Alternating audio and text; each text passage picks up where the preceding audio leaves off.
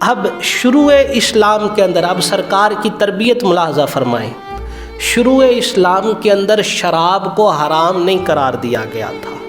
اب آہستہ آہستہ اسلام کا حسن یہ ہے کہ یہ آہستہ آہستہ عمل کرواتا ہے. پہلے دن ہی نہیں کہہ دیتا کہ تم سارے معاملات کو پہلے دن ہی یکدم پکڑ لو. آہستہ آہستہ شروع اسلام کے اندر شراب کو حرام نہیں قرار دیا گیا تھا. وہ لوگ کہ جن کا اوڑھنا بچھونا اس کے ساتھ ہوتا تھا، کہ جن کی محفلوں کے اندر تکبر کی علامت یہ سمجھی جاتی تھی، پہلے فرمایا گیا کہ یا ایھا الذین آمنوا لا تقربوا الصلاۃ وانتم سکارا. اے ایمان والو، اللہ رب العزت تم سے خطاب کر رہا ہے کہ تم نے شراب کی حالت میں، شراب پیے ہوئے تم نے نماز کے قریب نہیں جانا. پہلے بتایا گیا کہ اس حالت کے اندر عبادت مخصوصہ نماز کے قریب نہیں جا سکتے. پھر آہستہ آہستہ سرکار دو عالم صلی اللہ علیہ وآلہ وسلم نے شراب کو حرام قرار دے دیا، اور ہر نشہ آور چیز کو بھی جو ہے وہ حرام قرار دے دیا گیا. اور جب شراب کو حرام قرار دے دیا گیا تو صحابہ فرماتے ہیں کہ اس روز سرکار کے اس حکم کی وجہ سے بازاروں کے اندر شراب کی ندیاں بہہ رہی تھی. یعنی کسی ایک شخص نے بھی یہ نہیں کہا کہ چلو میرے گھر میں جتنی موجود ہے میں اسے پی لیتا ہوں یا آگے بیچ دیتا ہوں، اور جو آئندہ سے میں اس کام سے باز رہوں گا.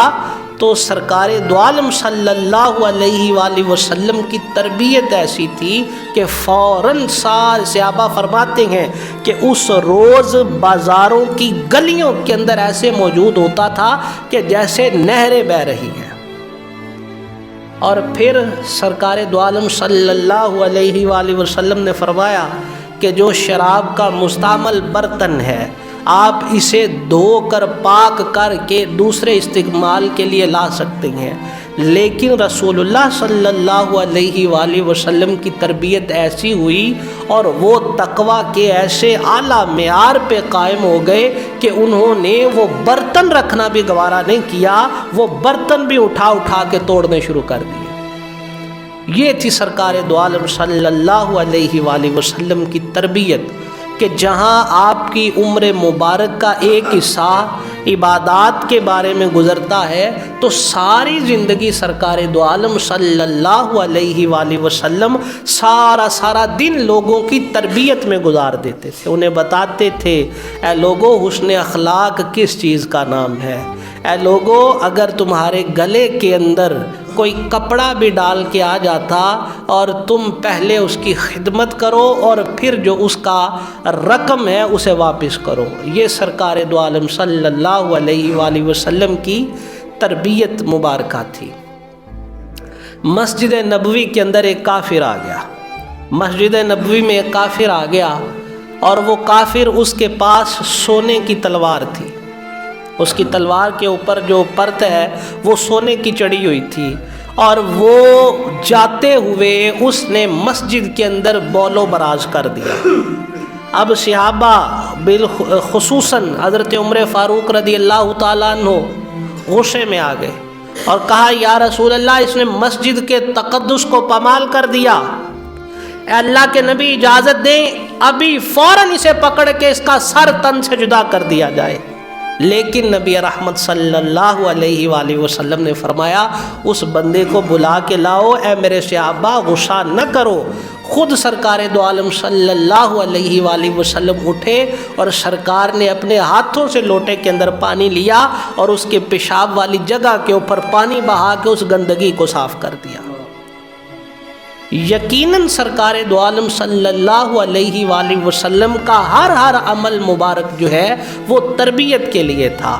اور بعد میں وہ جب اس کافر کو لایا گیا تو وہ ڈر رہا تھا. جب اسے پکڑ کے لائے گئے اسے پتا تھا کہ جو میں نے حرکت کی ہے، میں نے اللہ کے گھر جو مسلمانوں کا ایک اللہ کی عبادت کرنے کے لیے گھر ہے، جو پاک گھر ہے، میں نے اسے گندا اور نحوست والا کر دیا ہے. تو اس فوراً جو ہے وہ اس کا دھیان اسی طرف گیا کہ اب مجھے پکڑ کے سزا دی جائے گی، شاید میری گردن مار دی جائے، مجھے قتل کر دیا جائے۔ لیکن سرکار دو عالم صلی اللہ علیہ وآلہ وسلم نے اسے بلایا، اور بلا کر جو تلوار اپنی بھول گیا تھا وہ تلوار بھی اس کے سپرد کر دی۔ اور سرکار دو جہاں صلی اللہ علیہ وآلہ وسلم کی اسی عادت مبارکہ کی طرف دیکھ کر وہ کافر جو ہے وہ مسلمان ہو گیا۔ انسان اگر کوئی آپ کو مارے یا کوئی برا بلا کہے تو جواباً آپ اس سے بڑھ کے کہیں تو یقیناً اس کا اثر جو ہے وہ کچھ دیر بعد ختم ہو جائے گا۔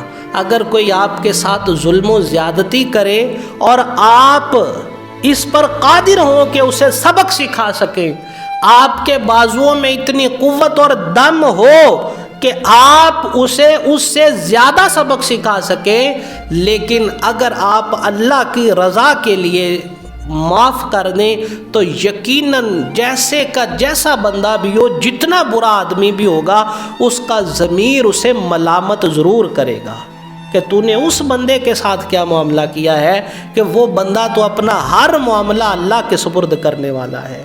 اور یقیناً جب ہم اپنے ہر معاملے کو، ہر کام کو اللہ کے سپرد کرتے ہیں تو اللہ رب العزت کسی بھی میدان میں ہمیں رسوا نہیں ہونے دیتا۔